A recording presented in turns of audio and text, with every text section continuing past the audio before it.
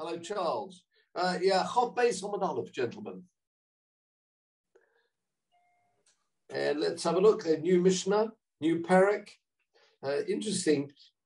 We'll see because of the Tosfos that comes up here. You can see it's like the Parokim was separate and perhaps separately distributed. As we'll have a look at this Tosfos, which is a repetition of the Tosfos before, but which is because they're separate Parokim.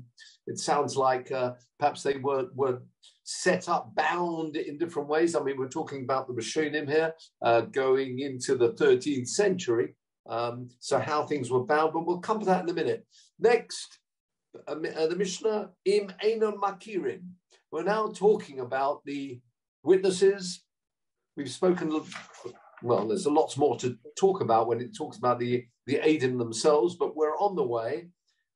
They've seen it. Remember, we spoke about clear nights, not clear nights, cloudy nights. So the Eidim are on their way. However, Im Einon Makirin Oisai. What would happen nowadays? We have the passport stamped by wherever, so people know who you are if you're trying to prove who you are. But what happens if the Beis Din would not know this individual? Well, it's very interesting. As we'll find later on, originally this wasn't such a concern, but we'll talk about this in a minute. If they didn't recognize Meshalchin Imai Acher Lohoidon, they would send from that particular place, wherever they were coming, someone else to testify for him.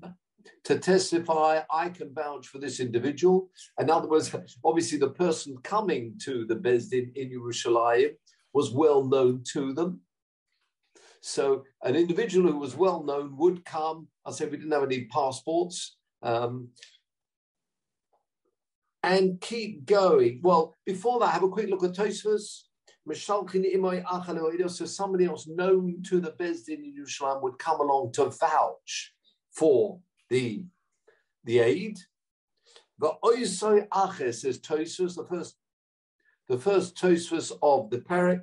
The Oisai Acher Nami Mechalel Olavis HaShabbos. Oh, wow, there you are. The other aid, we're doing the first Tosfos on Chof Beis Amud Aleph, the bottom.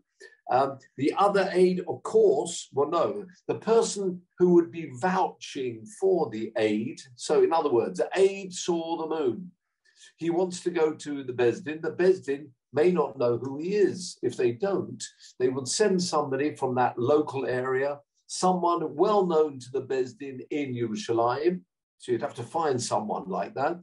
And he could be Michal Shabbos. Could pirashnu le'el b'sov perek rishon. Now, the way we see this, it's, one Tosfos on top of the other, just go up. And it was the very last Tosfos of the previous perek. Machalelin es Shabbos. Do you remember we spoke about this person?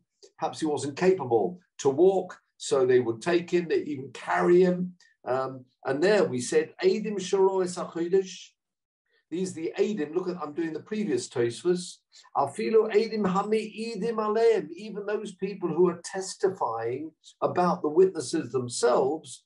B'she'ein Beis Din Makirim Eidei HaChodesh.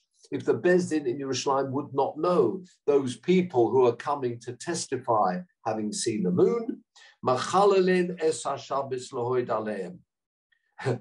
Here he says, Kuda Mukach, which you can prove from the beginning of the next perek. So it's wonderful how these two parokim linking up together. There's going to be an event coming up, a story here about Rav Nehoroi. We'll come to him on the Beis. So there we are. So not only the Eidim can be Machal Shabbos because it's got to be on that day. Remember, we learned that.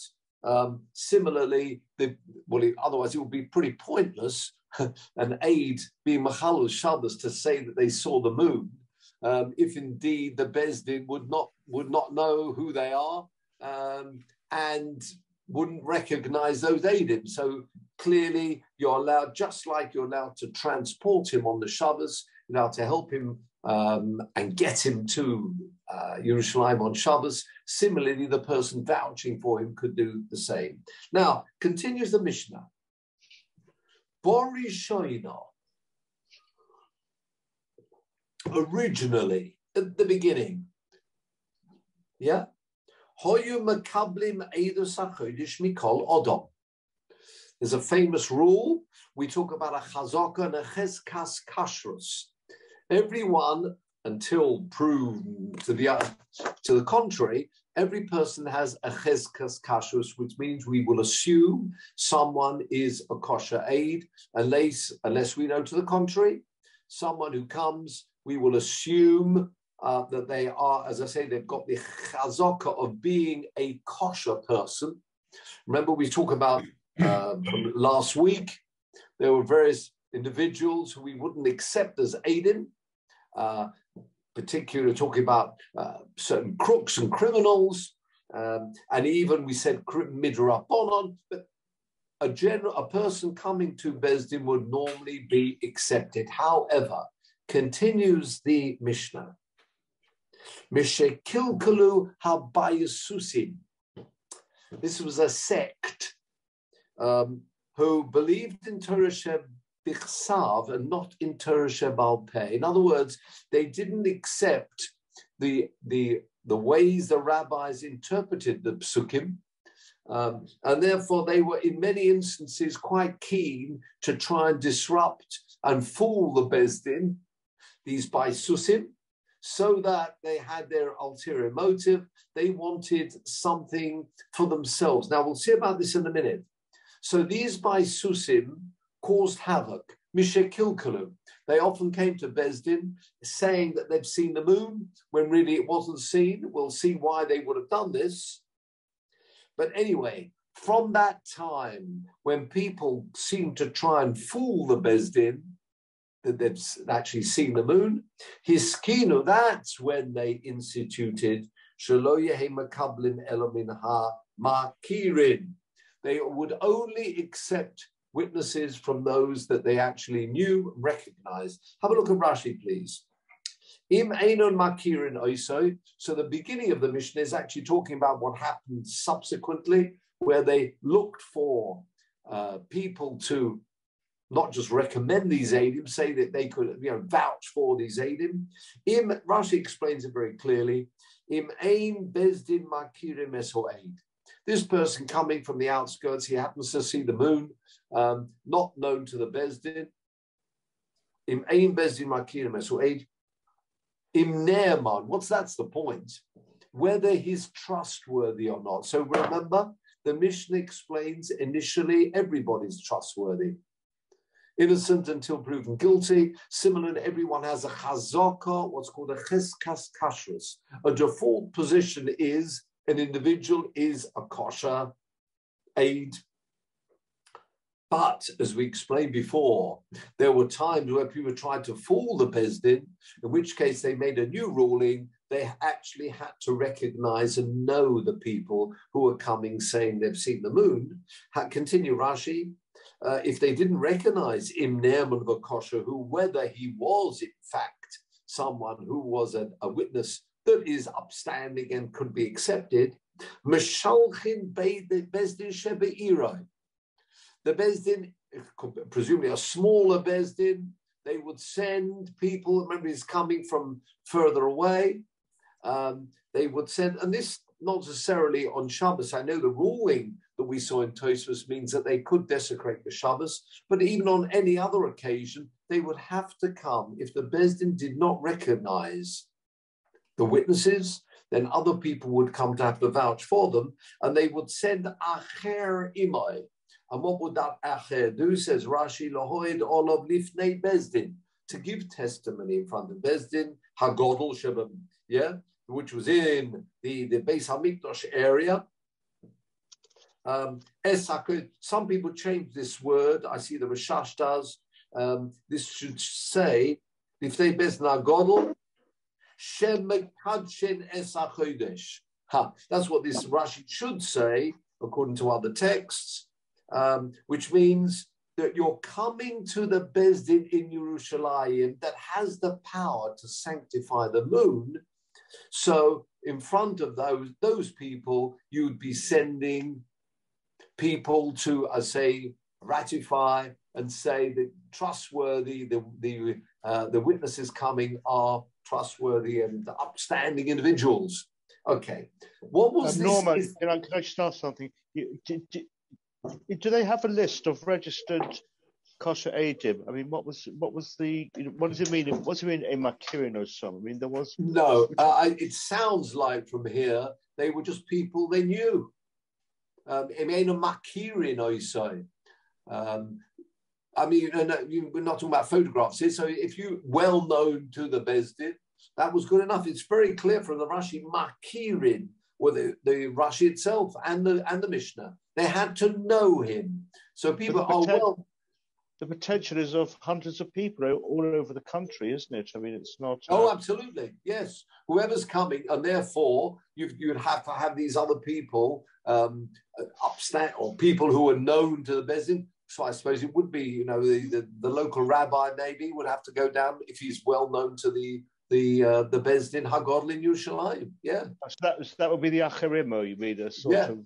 Say Acherim, these are the Acherim. So it's quite a strong ruling they've put in place here because of these Baisusim. Because you say, strictly speaking, that's totally unnecessary. As I say, until proven to the contrary, you'd expect or you'd assume every person was a kosher aid. But once other people tried to fool the Bezdin, what else could they do?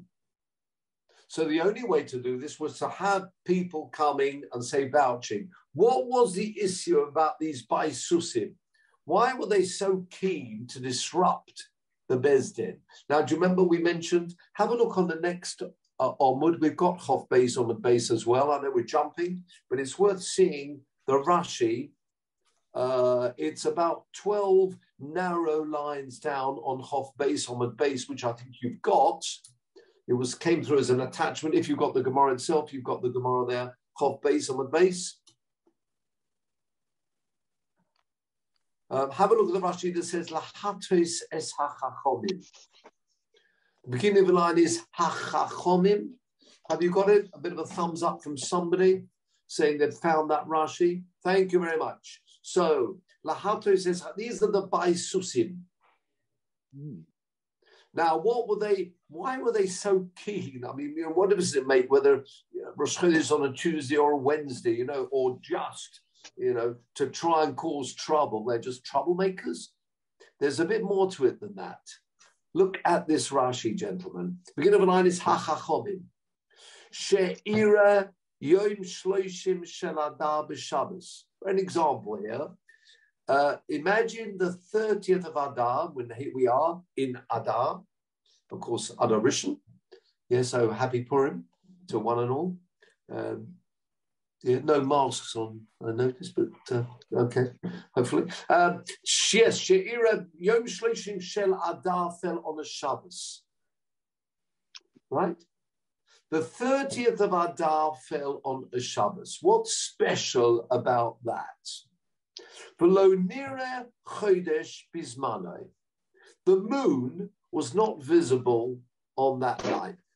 Nothing to do with Shabbos, but the moon was not visible on the night after 29 days, right? Imagine a Sunday night. Sunday was day 29. Sunday night becomes 30, or indeed might become Rosh Chodesh. So again, it's not a Sunday, of course. That She'ira Yom Shloshim Shel Adar b'Shabbos. Right? So let's focus now on the Rashi. Day 29 was Friday. Yeah? 29th of Adar on a Friday.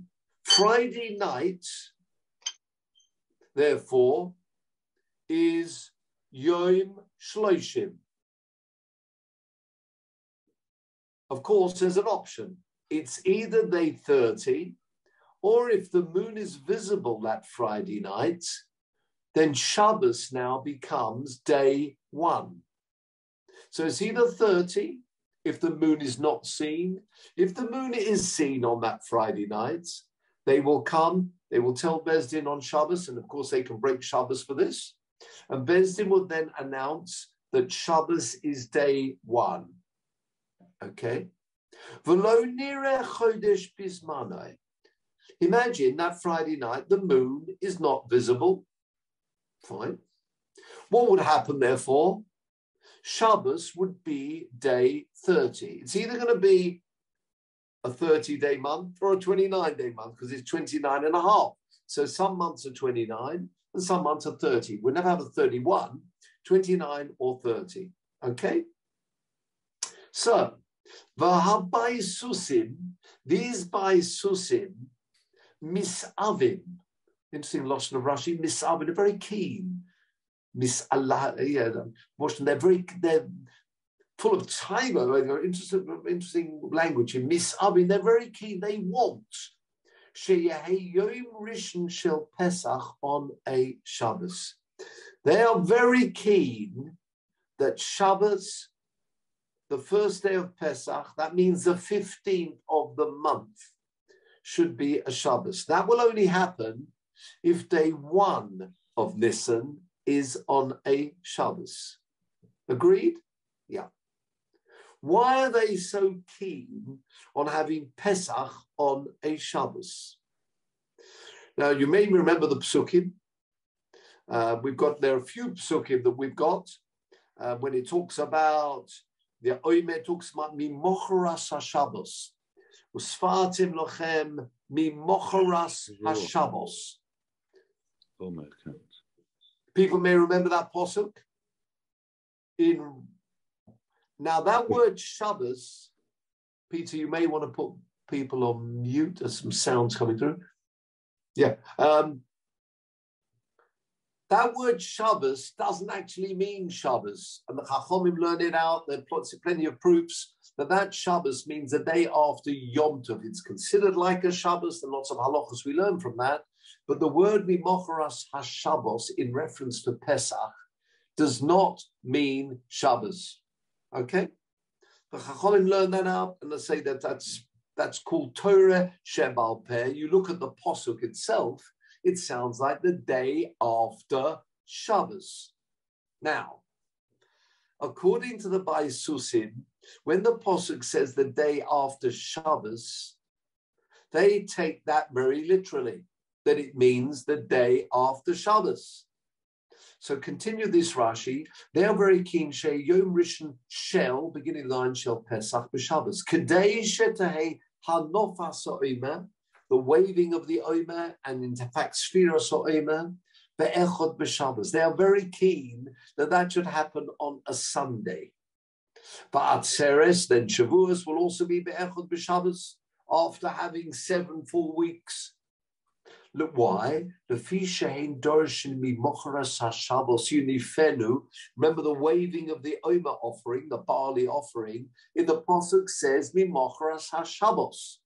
They are very keen that should be Mimocharas Shabbos Bereshis. What does it mean, Shabbos Bereshis? It means the natural Shabbos Bereshis, as opposed to the word Shabbos could mean resting day, and it could refer to Yom Tov. It refers to other Yom Tovim, right? Oh, so again, they are very keen that the whole of Klal Yisrael should have Pesach on the Shabbos, so that when they have the Omer, which is on the second day of Pesach, and the Pasuk says you wave the Omer on the day after Shabbos, well, this will all tie into what they're saying. You see, they would be wonderful for them, because if Shabbos is the first day of Pesach, again, first day of Pesach falling on a Shabbos, the Omer offering is brought Mimocharas HaShabbos, doesn't mean necessarily Shabbos. It means the day after the day of rest. In this case, it's talking about Yom Tov, but it would tie in with their ruling. They would then be able to say, well, everybody's holding their ruling. They're very keen on that. They don't want a middle of the week waving the Omer and counting Sfiras Omer the day after the second day of Pesach. They'd love that to be on a Sunday, because they say they interpret Mimocharas HaShabbos literally. It's not the second day, the day after the rest of the first. When I say rest, I mean the resting day of the first day of Pesach. They take that literally. It's got to be on a Sunday. So therefore, they are very keen. So what happened?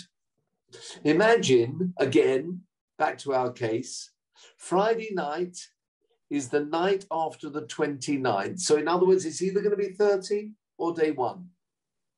The Baisusim are very keen that they should make that day Shabbos, that means Friday night, the moon was visible, they're hoping. Carry on the Rashi, please. Kemashmoi, taking it literally. And what did they do? The Sochru Shnei B'nei Odom, they hired 2 individuals, Lohoid, to give testimony, Shero'u Es HaChodesh Hayom. Even though the moon was not visible, they were very keen, and they knew that the Bezdin, of course, would have this mitzvah of the waving of the Omer on the 2nd day of Pesach. They didn't want that to happen midweek. They wanted that to happen on a Sunday because they're interpreting the Mocharas HaShabbos literally. So it would fit in with what they're saying. So therefore, they were very keen that Shabbos should be the 1st of Nisan. So therefore, what they did, they hired witnesses to say we saw the moon, giving them all the background knowledge they would need, the astronomical knowledge they'd need to explain and try and fool the Bezdin. Now, when they saw that type of thing was happening, that's really crystallized this view that watch out, it was the trigger for the Bezdin to say we can't do this anymore. We can't just have anybody,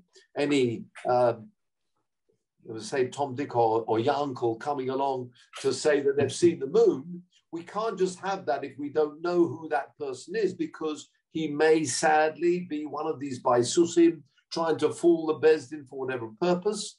And therefore that was the reason why they insisted on having other people coming to vouch for the witnesses. Okay? So again, the real rule should be anybody should be okay to act as a witness, unless the Bezdin know to the contrary. But because of these Baisusim, they changed the rules and made it very tough, because now every person has to come, unless they're known but to the Bezdin in Yerushalayim, they'd have to come with some type of support. And actually, it's got to be a verbal support of somebody saying, yes, I can testify for this individual. Okay. Norman, wasn't it the Sadducees, the Saddukim, who were the main very good protagonists of the... You're quite right. There's a Rashi in Sukkah, which obviously you're referring to. I'm surprised Michael hasn't already mentioned it. Okay.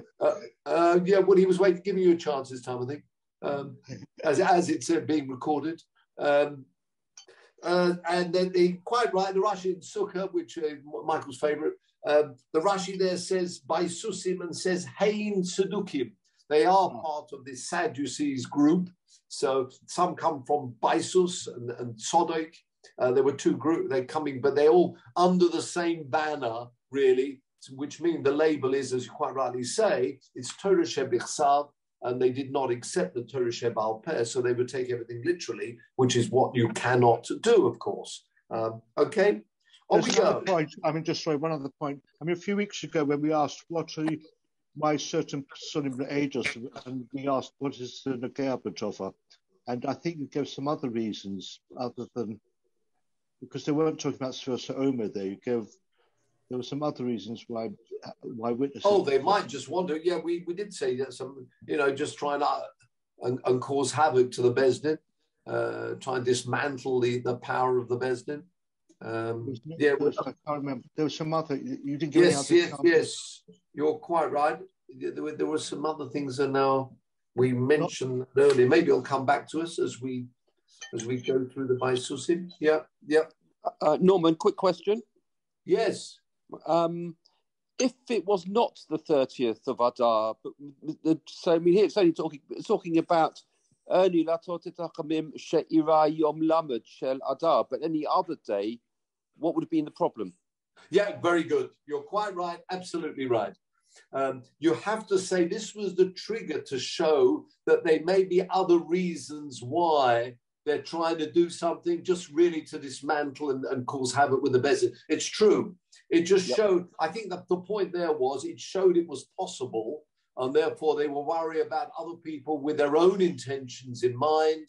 I think that, as I say, that's just the trigger for it, and it showed it's possible to break, to break the rules. There could be other reasons. I'm just trying, maybe some financial reasons that people might want to do that. And particularly, you can imagine loans and things like that gives you an extra day, or doesn't give you an extra day, or trying to get money back earlier. And so it just, I think you're right, a good point, but it just sounds like Misha Kilkulu by Susim, and shows it's possible to break down this. We need to be worried. I think that's the point. But you're quite right. I mean, this is a very particular case, isn't it? But I think it showed that it was possible. Yeah, good one. Thanks. Have a look now at the Gemara, please, as we turn the page. Now, you remember the Mishnah says, "Im ein makirin oisoi, mishalchin imo acher." Not acherim. They send one person to vouch. Acher. Have a look at the bottom of the Gemara, please. Last line, Chof Beis Amud Aleph. My acher. The word acher means another, not others in the plural. Sounds very much like chad. One. As we turn the page, v'chad mi mehemen. This person who's vouching is actually a witness testifying about this individual. V'chad mi mehemen.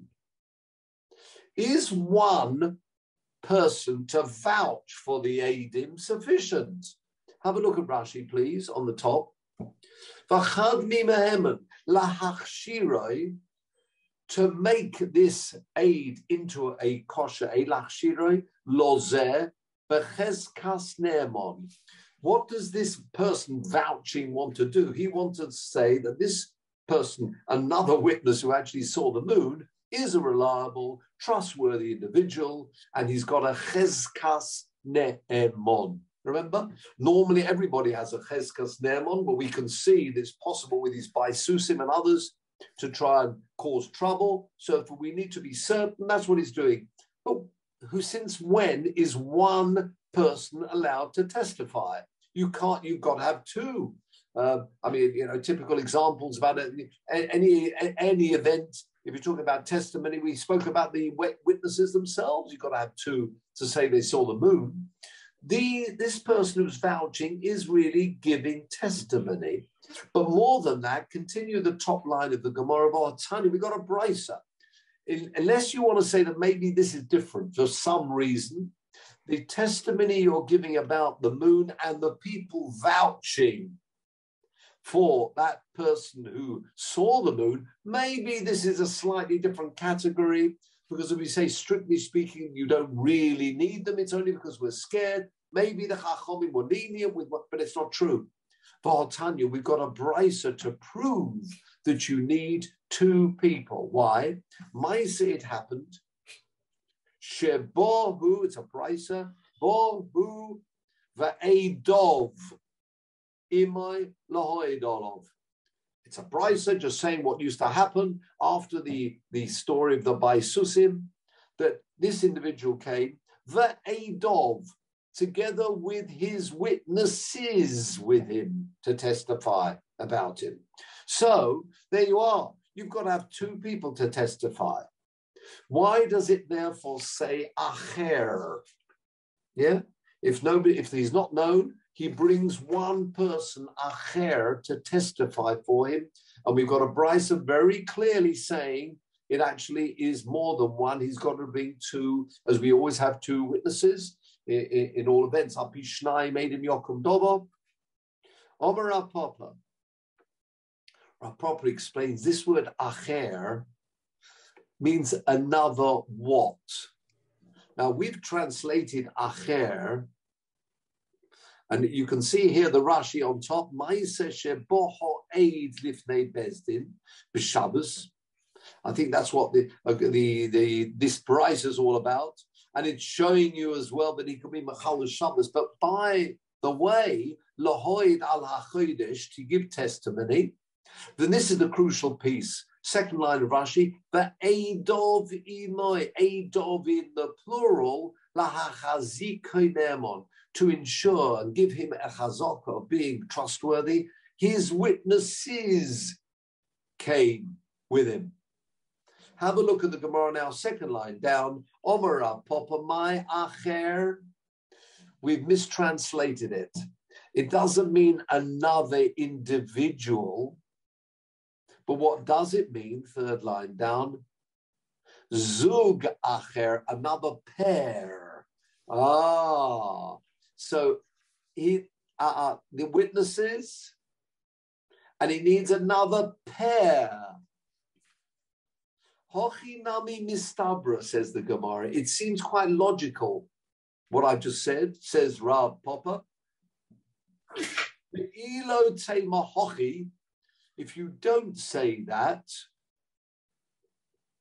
remember what does the Mishnah say? In Einon Makirin Oisai. If they don't recognize him, what do you mean him? Just one person? Ilema Oisai Chad.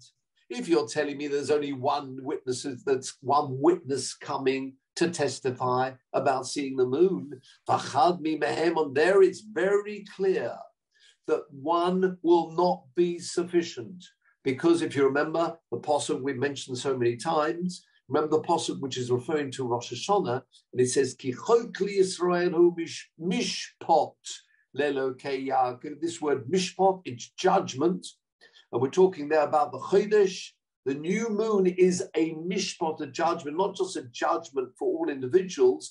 The actual Kiddush HaChodesh is a judgment, Kasiv Bey. The word mishpot is written referring to it. Have a look at Rashi, please, third line down. There's the full pasuk. Ki choikli, it's a statute for Yisrael. Mishpot lelokei Yaakov. It's considered a judgment, the actual sanctification of the day. In that case, it was Rosh Hashanah, but used for all occasions. You need two witnesses. Continue back to the Gemara. Elobat, exactly the same. My oisoi, it doesn't mean him, it means it. It as a pair. Go back to the Mishnah piece. Im einon makirim oisoi. If they don't recognize it, what's it? This pair of witnesses. Just like the beginning means a pair of witnesses. Have a look at the beginning line again. Elo, 6 lines down. Elomai oisoi hazug. Just like you'd expect that to be a pair. Hochinami, my acher. What is when it says the word acher, another? It doesn't mean another individual, because of course one individual is not sufficient. It means zug acher, a pair of. So a pair of witnesses are coming, and a pair of witnesses, if the individual is not known, will have to come. So you might end up with 4. So you've got a whole party of 6 people going. All of them can break Shabbos to be able to testify. Okay? We will get more clarification about this in a moment because there are going to be questions. Says Gemara, I still don't understand this. Because Chad Lo Mehemen isn't one actually, for some reason. I don't like this idea about the pair of witnesses who are ratifying this other witness who saw the moon, because in fact, the Hotanya, we've got another brisa. It's a Patna Tosefta equivalent. Maisa Barabi Nohoroi, the great Rab Nohoroi, Sheholach Eitzel Ho'eid, Lohoid Olov B'Shabbos B'Usha. He went together with, there we are, although he's going with 1 aid, interesting, but only one individual. Rab Nehoroi went, Eitzel Lohoid Olov B'Shabbos. This is what he did. Okay, so what was he doing? one individual was going, and it shows you he was breaking Shabbos for this, which is fine, to give testimony. So we see from here we have to backtrack. It sounds like from this brisa that in fact one person would be sufficient to testify about the aid or the aidim. And this happened in Usha. What's special about Usha? Have a look at the fourth line down. And this comes up later on in the Gemara. Daf Lamed Aleph Omid Base. Somebody might work out when we will get there. Mirz Hashem. Lamed Aleph, give them the Chof base, but please don't answer that. Fourth line down, Usha is, and it's a Sanhedrin, was there. And I've got a little notice telling me that this Gemara comes up later on in Lamed Aleph. During all the persecutions, the Bezdin moved, the Bezdin Hagadol, remember you have to go to the Bezdin Hagadol to get this sanctification of the moon. So they would go normally to Yerushalayim. But sadly, through all the troubles during the time of the Romans, they moved from, I wouldn't say pillar to post, but from one place to another. And they went to Usha, one of the places. So therefore, if that's where they were residing, that's where the aid would have to go. And that's where the person testifying about the aid would also have to go. And it sounds like just one individual went, because it was Rebbe Nahoroi. That it just mentions one person, Rabbi Nahoroi. Carry on the Rashi. Fourth line down. Sanhedrin Shom. V'shom hoyu makachim es hachidish. That was where they would sanctify. They're always doing it at the place where the Bezdin Hagadol was. And in that instance, the Bezdin Hagadol was actually in Usha. So that's where they went, right? But it sounds like only one aid is going. So we really now have to, as I say, backtrack.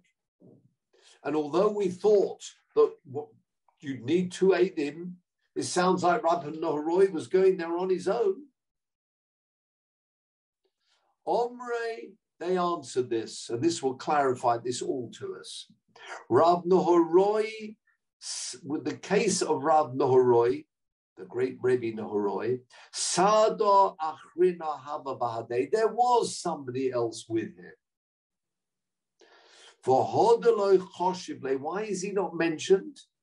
Mishum Kavoidoi She Rabbi Nahoroi, because of the honor of Rabbi Nahoroi. There really were two witnesses. What does that mean, because of the honor of Rabbi Nahoroi? Have a look at Rashi, please. First narrow line. Mishum Kavoida the Rabbi Nahoroi. Shaharei Lohus. Why? What's this story here about Rabbi Nahoroi going to the Bezdin? I mean, very nice. Why do we need to know this and make a big fuss? It's a brisa.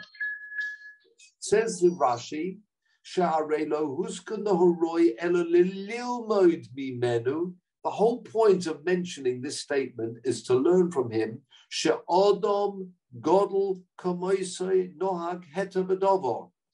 Even the great Rab Nahoroi allowed this. Allowed what? He went, and we're talking about here on Shabbos, he went, broke Shabbos to testify about someone else. So that's why. Yes, there were two people who went, but imagine the story. We want to try and prove that you're allowed to break Shabbos to testify about a witness. Says Rashi, the ain kavoidoi, wouldn't be in his honor. Shenovi es rayo seinu. We're going to prove this point about breaking Shabbos. Af mechabero hakot mimenu. Even from somebody else who was in a lesser stature. Let me just explain this. We're trying to bring a proof and bring an event that actually happened, that somebody broke Shabbos to testify about the witness. So the Brisa says, you know, Rab Nahoroi went to the Bezdin and testified, just to prove the point. You don't need to mention Rab Nahoroi went together with Yankel to testify. We're trying to prove a point here that you're allowed to break Shabbos. So it's irrelevant about, well, very Yankel, a lovely chap, I'm sure, but we're trying to get across that the great Rab Nahoroi broke Shabbos to testify. So that's exactly what this Mishnah is saying. You know, it happened. You know, Rab Nahoroi doesn't mean he went alone. There were two people because you've got to have two witnesses to testify about the actual witness. You with me? The fact that Yankel is not mentioned in this Bryce who went together with Rab Nahoroi because we're trying to prove something that you're allowed to break Shabbos. So it's irrelevant. I mean, as I say, a very nice fellow, I'm sure he is, but we're trying to prove, did you know that Rab Nahoroi went, it's like, you remember the famous time with the Eruv. The first week, the Shabbos, the Eruv was up. Okay, there are different views on the Eruv. The first week, it was up. 28th February, 1st March 2003. Thank you very much. Yeah, Friday Shabbat. Yeah. Thank you very much. That first Shabbos, the Rabbonim supporting the Eruv was seen walking around Davka, holding something, taking a Gemara in the hands to a shir on Shabbos afternoon. It's no point saying, oh, I saw Yankel utilizing the Eruv on Shabbos. Wow, obviously everybody can use it. Depends who Yankel is. But here you want to say, I saw Rabbi, I saw Dayan so-and-so carrying a Gemara Shabbos afternoon. Oh, wow, it must be possible. Yeah? And that's really what we're doing here. We're saying the same thing. Do you know Rab Nahoroi went to the Beis Din to testify about the witness? I mean, he went alone because you've got to have two witnesses to testify. But the point we're making here is there was, in fact, two witnesses. But we haven't finished. Said the Gemara. Rav Ashi says no. It's true, you do need two witnesses, but Rav Ashi Omar Rab Nahoroi Sada Achrina Hava Ba'usha. He might have known there was somebody else who knows this individual in Usha, right? So there was a certain individual, good old Reuven, who saw the moon, Reuven and Shimon maybe, who saw the moon on Friday night. Rav Nahoroi knows that there's somebody in Usha who knows these two people, so he'll be able to ratify. He knows there's one person there. He doesn't know if there is another person who knows them. So he went on his own, and that's why it says this man alone, Rab Nahoroi alone, not that he went with somebody else, but it's the same effect. He went as an individual because he knew there was going to be somebody else there. Okay? Beginning of the line, Rabbi Nahoroi li'itzterufa bahadei, to join this other person in Usha who he knew also recognized Reuven and Shimon, and therefore that's why he was going on his own. Not that there was somebody else with him. In fact, maybe he was going by himself, but he knew he was going to team up with someone else there already in Usha. Says Norman, the Lashon in the Mishnah is Mikol Odom. It doesn't say Mikol Anoshim. It says Brashur Nohim covered with Eidos Chodesh Mikol Odom in the singular, isn't it? Unless it's a generic phrase. That's true. You're makabel each in from any person. Well, there has to be two. It's true. You've always got to have two, but you're makabel out of those two people. It can be anyone. One could be a great personality, well known, and one not. Yeah. Besides the fact, as you just mentioned, Mikol Odom is the standard language you use anyway. Mikol Odom. Godel Mikol Odom. Mikol Anoshim is not normally the standard word anyway. So, as I say, as you said yourself, quite rightly, the standard word would be Mikol Odom. So, I just wanted to clarify. No, just 1 minute. I think that's a very good proof, actually, the other way around. And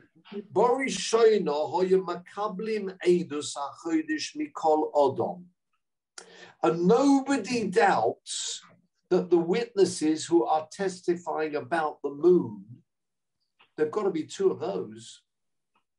That's a mishpat.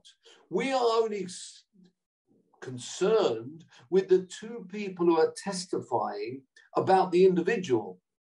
So that, you're quite right, that Mikol Adam really does mean from each individual, and I think it's the answer you just gave, because that's the standard wording, or Mikol Adam, each individual, but there've got to be two people there, yeah?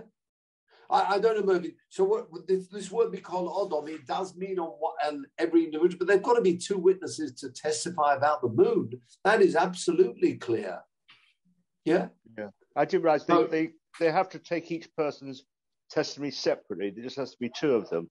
Yes, that's right. Yeah. Okay. And therefore, if someone's coming, the question is, do you need two people to testify about that individual? And we're saying, yes, you do. But of course, you could do that jointly as well. If I know that somebody knows him in Usha, then I know this individual, I can pair up with somebody in Usha, so I can come on my own. In fact, you could answer the same for the witness as well. And in fact, that is the halacha. That any one individual can break Shabbos if he knows he's hoping, as we'll get to that in a minute. Look at the next line of the Gemara. What's the big chiddush? I mean, if you're allowed to break Shabbos, so you know, for witnesses, and the witnesses, when they get to the Beis Din, it's not actually proving an awful lot, the fact that Rab Nahoroi went. These people, they're going to roll up and come to the Beis Din. The Beis Din can say, where'd you come from? Obviously, the fact that they're happy for that to happen shows very clearly that you're allowed to break Shabbos. So what's the point of mentioning Rab Nahoroi on his own, unless to say you're allowed just to have one individual? Look at the Gemara. What is this chiddush of this story about Rab Nahoroi? It can't be just breaking Shabbos. We know you can break Shabbos. Remember, we had a Mishnah last time about breaking Shabbos. If you're allowed to carry the witness, you'd certainly be allowed to vouch for him, because otherwise it's meaningless. He can't give testimony. So why mention Rab Nahoroi if not to learn that in fact Rab Nahoroi was coming on his own? Isn't that the chiddush of this brisa? Says the Gemara, no, it isn't. If you're telling me he really did come by himself, what's it coming to tell us? Says the Gemara, you might think, misfeika lo machalelinon shabza. What does it mean, misfeika? Rab Nahoroi knew there was someone in Usha who recognizes this person. So what was he doing?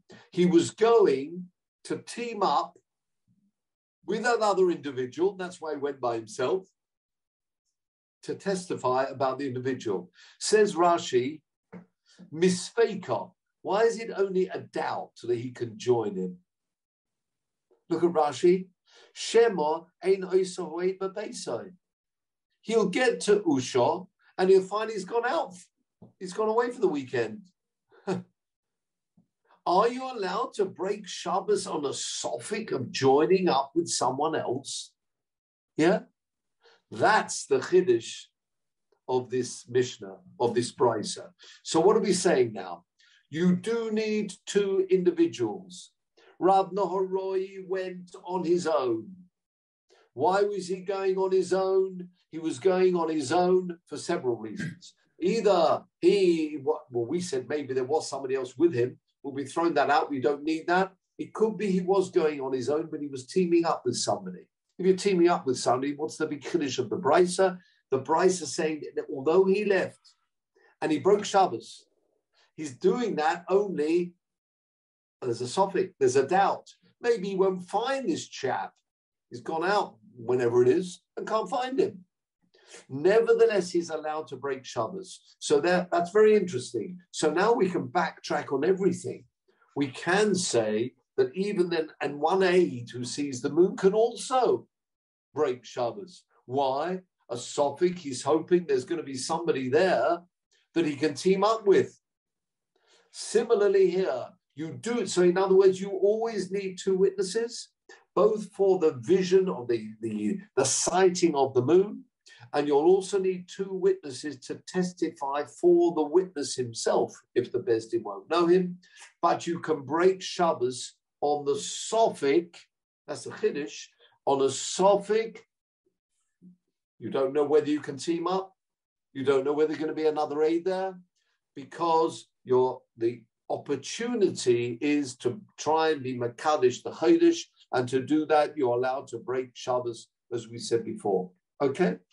So that's the Chiddush. Even Misfeika, you'd be allowed to break Shabbos. We saw the Russian there. Shema ein oisa ho'eid ber beisai. Okay? Very good. Says the Gemara just a little bit more.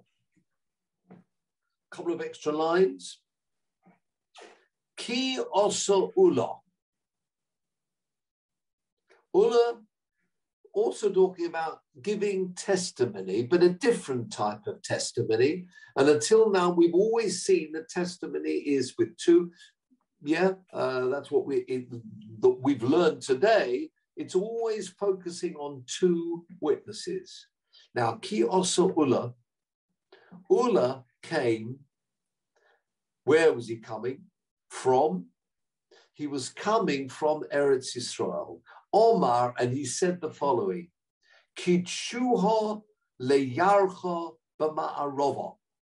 I've got news for people here that they were Makadish, the Yerech, the moon. What's b'ma'arova?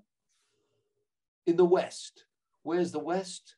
Not talking about westerns here. We're talking about west of Bovel at Eretz Yisrael. So he said in the west, for Ma'arova Omra, we often find that Loshen, because Bovel actually was in the east. So what he was saying, I've got news for you. They made the following day Rosh Chodesh, right? On his own. Omar Rav Kahana said the following: Lo mi boy ula de gavra rabahu the mehiman. Not just ula will it be accepted. El afilu inish de alma nami meheman. Ooh, this is strong stuff here. Even someone else will be believed, and this is very important. He will be believed when? If his reputation is at stake. What does that mean? Says Gemara Matama, Kol Milsa, anything, da avida ligluye, which will eventually be revealed.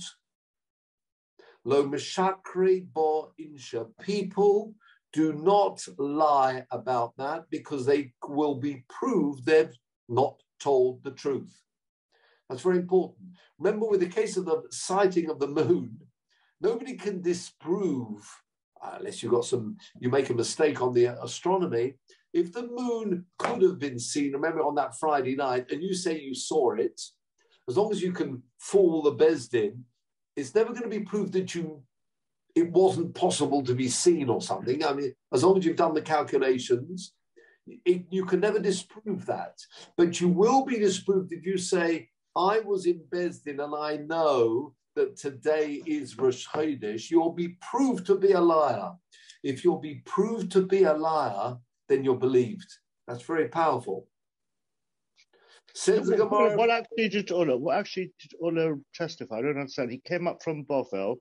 No. He came from Eretz Yisrael. And he went to Bovel to tell them when Rosh Chodesh was. And he was a man on his own. He's like a messenger. Yes. Yeah. But on his own, he was believed. Yeah. Why?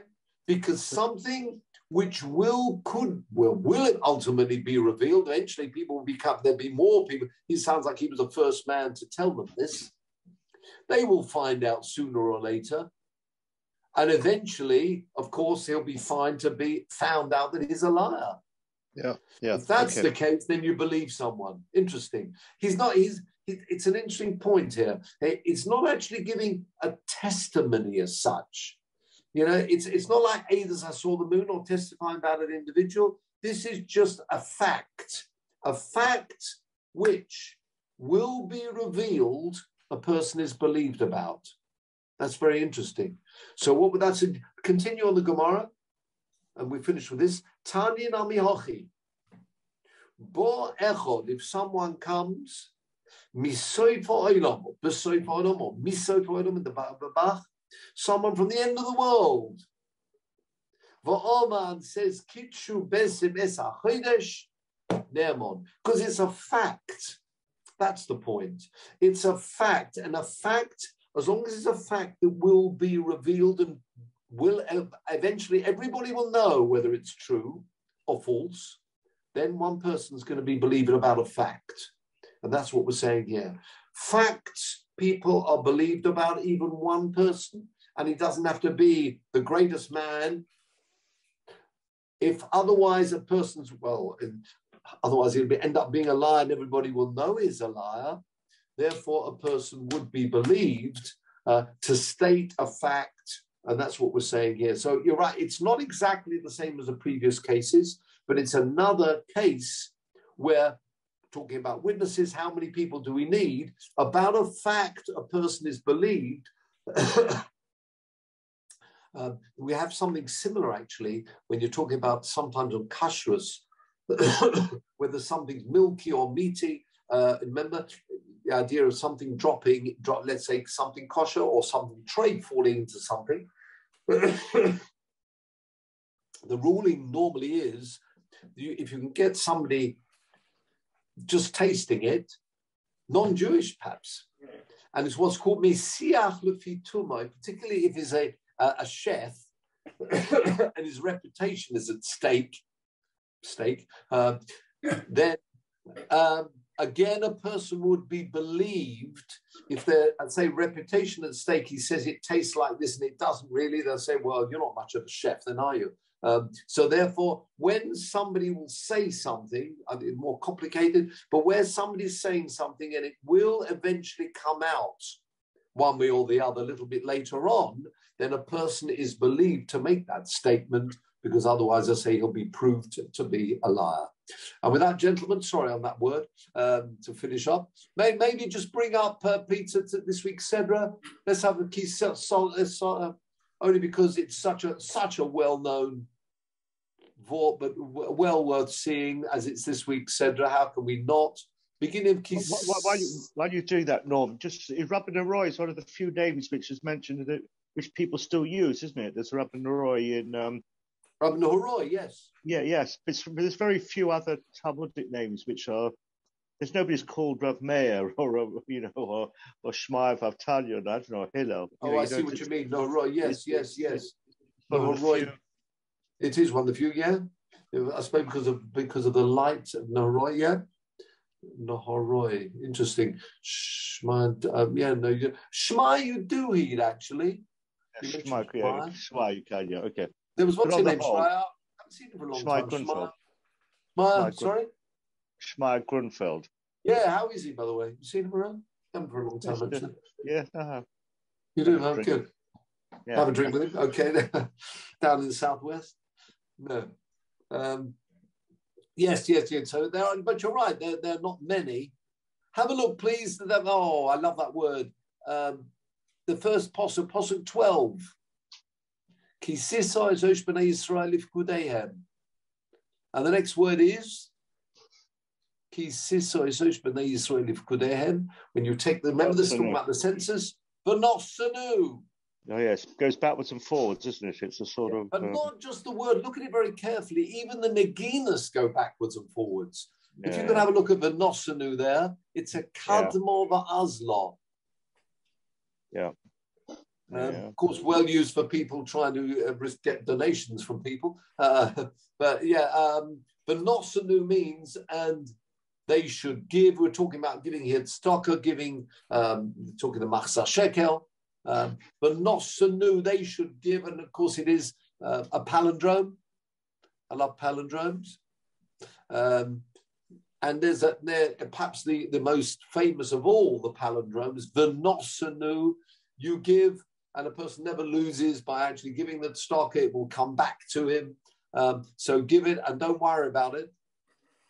Nobody's like, there are rules of, in fact, how much, but I mean, the person shouldn't be worried about putting his hand in his pocket and giving stock, it will come back. And there you see that not just the words and the letters, I should say, but also those naginas, the Tame Hakra, the notes themselves, a Kadmova Azla, a mirror image going forward and coming backwards for Nosanu. And there are few palindromes around. I'd like, if anybody's got ones that I don't know, I'd be very keen to hear about. V'nosanu, there we are. It was worth remembering that a person doesn't lose out, and it will come back to that individual as it goes round. So with that, gentlemen, I wish you well.